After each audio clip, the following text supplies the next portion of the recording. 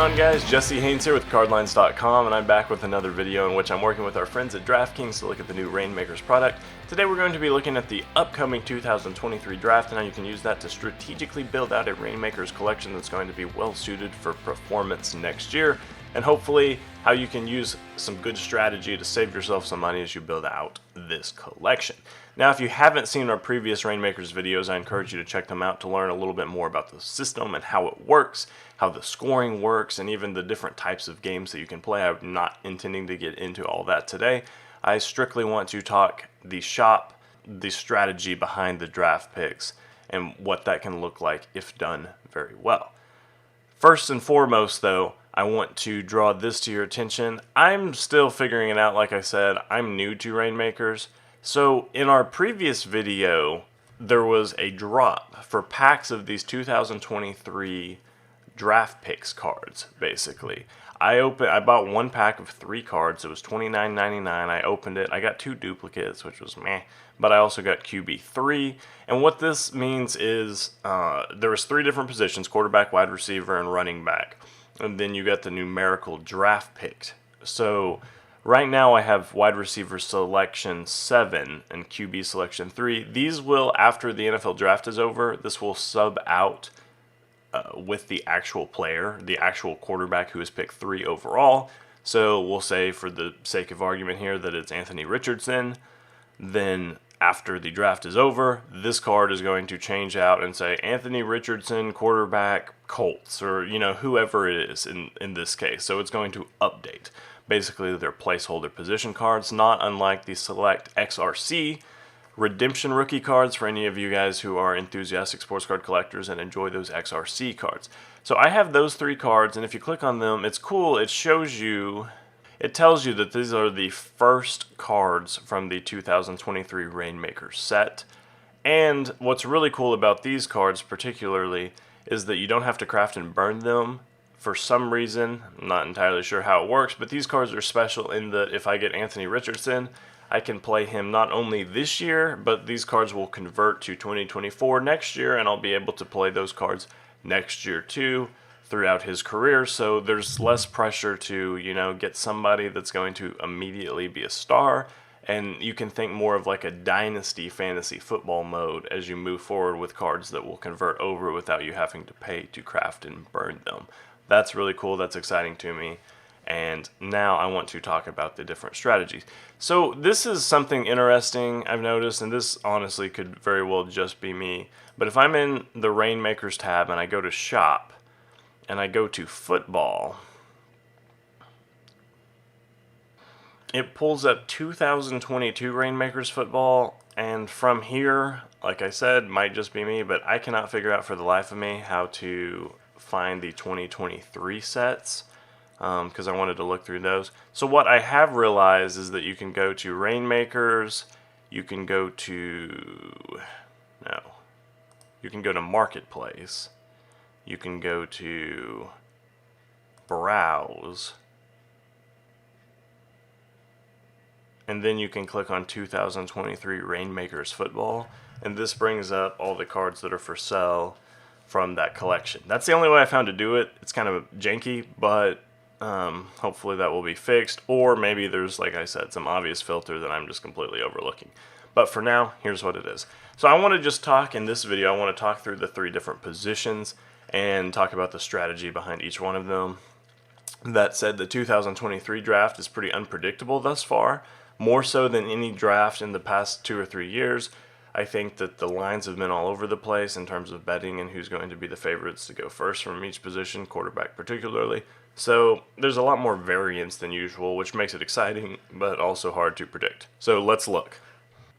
So like I covered in our previous video here, there are 3 different types of Reignmakers contest. The classic, that's a quarterback, running back, wide receiver, tight end combo, and a flex.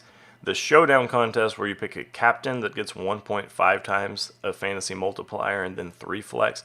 Note that the flex says that it can be for all positions. I need to see, 1, if that means you can play 4 quarterbacks, and 2, if that would even be advantageous based on the scoring rules. I'm not entirely sure, but just in my head, seeing that makes me wonder about being able to play 4 quarterbacks and how that would fare. And then there's the deep roster contest that more closely resembles the weekly fantasy football that you're probably playing against your old high school friends, where you play one of each position and then a flex. And then also note that when it comes to defense, you pick individual NFT cards and it says defensive player scores based on the team they play for. So if you have anybody who plays for, the Jets, you're going to get points based on how the Jets perform. So with all that in mind, let's look at the different positions and some strategy here for them. For the quarterback, there's 6 different draft pick selections, 1, 2, 3, 4, 5, and 6. And right now there is, like I said, there's a lot of variance. It's a pretty safe bet, according to Vegas, that Bryce Young is going to be number 1 overall at this point, with the draft just 2 days away. But then 2, 3, and 4 are very much up in the air. CJ Stroud had some buzz. He was supposed to be the first pick for a while. He's fallen back. Some people are mocking him at 2. Some people are mocking him at 3. Anthony Richardson's right there with him. Usually the opposite. If Stroud goes 2, Richardson goes 3, or vice versa. And then Will Levis is largely being mocked at 4, but I've seen him mocked as high as 2. And then 5 is probably going to be Hendon Hooker. And I think those 5 are head and shoulders above everybody else. And those 5 could all be first-round picks for all that we know. It seems pretty likely, if I was betting, probably seems 50-50 whether Hooker goes in the first round, but we'll just see. There's a lot of buzz, favorable buzz around all those guys, and I think the top 4 would have all drafted ahead of Kenny Pickett last year, so it's a pretty deep quarterback class. That said, we're playing daily fantasy sports, and it's not necessarily great to have a quarterback who is, outlandishly small and short and light as your quarterback, especially, I don't know, it doesn't really make sense to me in real NFL, and I love Bryce Young. I think he's a great dude, but in my heart of hearts, I don't think he's going to be a successful NFL quarterback for seasons to come because he is so slight. So I'm going to stay away from this quarterback 1 selection, assuming that's him. And what I really want is Anthony Richardson. I think he is going to be dynamic with DFS as soon as he gets some playing time. And these cards are interesting because they carry over. You don't have to craft and burn them, these particular cards. So if I get Anthony Richardson now, I'll be able to play him this year, but I'll also be able to play him next year. So there's less pressure on finding somebody who is ready right out of the gates. And I think Richardson's going to be, at least for the fantasy standpoint, somebody who is going to be dynamic. While Justin Fields didn't have great passing numbers last year, he obviously was a fantasy weapon just because everything he did on the ground game. I had him on one of my leagues, and he had back-to-back 50-point weeks because he was running for 100 yards and 1 or 2 touchdowns every week on top of what he was doing through the air, and that just absolutely made him an impossible matchup to deal with. Anthony Richardson's bigger, faster, and stronger, so he could be just as good, if not even better, than Justin Fields, who is this mind-blowing athletic specimen in himself. So I want Anthony Richardson. I say all that to say I want Anthony Richardson. When I did my personal break and opened these, I got a quarterback 3, so I have one of these in my collection. So I'm probably going to buy a quarterback selection 2, just in case that one's Richardson. I think he's going to fall in those parameters somewhere, 2 or 3. I don't think he'll fall down to 4, but I guess he could if Will Levis jumps up. But for the price that they're asking for 2 or 4 or 3, I think there's a lot more value in scooping those up than Bryce Young. I might eat my words, maybe Bryce Young's the next Joe Burrow, because I heard a recent comp that compared him to, Joe Burrow if he did gymnastics as a child. He has the same ball placement skills and pocket manipulation, but he's so small that they're going to discourage him from being mobile. They don't want him to take hits, so he's not going to be a great DFS player, even if he's the number 1 quarterback. Now let's move to running back. And there's one, I think if I'm just picking my favorite prospect from the draft, it's Bijan Robinson. I think he is the most likely to step in and be a blue chip running back prospect right out of the gates.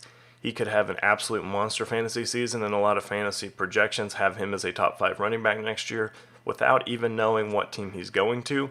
He's going to be a McCaffrey kind of player, catch a lot of balls, and just they'll try to get him as many touches as possible, and he could be an absolute workhorse, which is why his minimum price right now is $14.50. But still, if you could, in your fantasy team right now, if you could pay $15 to have, McCaffrey or your running back of choice for the next 2 or 3 years against your friends, would you not do it? I know I certainly would, so I'm probably going to pick this up and that feels like a bargain to me. But the thing about running backs is there are so many talented running backs and so many offenses that are in need where you can just plug them in and let them run, that I think all of these running backs could be worth a look. You're not paying too much for any of them. I think Bajan's going to be the only first rounder, but any of these guys, even running back selection 5, could contribute. We had a lot of big contributions last year from running backs and a lot that were viable fantasy starters by the end of the year. So with that in mind, it wouldn't be a bad idea to pick up any of these. When it comes to receivers, there are so many good receivers from this draft, and we've just been on a streak of receivers lately, from Jefferson in 2020 to 2021 having Jamar Chase. And last year was really deep too with Chris Olave and his class. There were 5 to 6 wide receivers that were first round picks that were viable fantasy starters every year. Last year we actually had a rookie of the year that was a receiver in Garrett Wilson, and Garrett Wilson has a whole new quarterback this year as of 2 days ago. So it's going to be interesting to follow. But I say all that to say any of these receivers could be good, and the prices, if they turn into a top, Jamar Chase, Justin Jefferson, top 5 receiver in the first couple years, particularly by going to an offense where there is a need, then picking them up for anywhere between $4 to $8 is going to be an absolute bargain.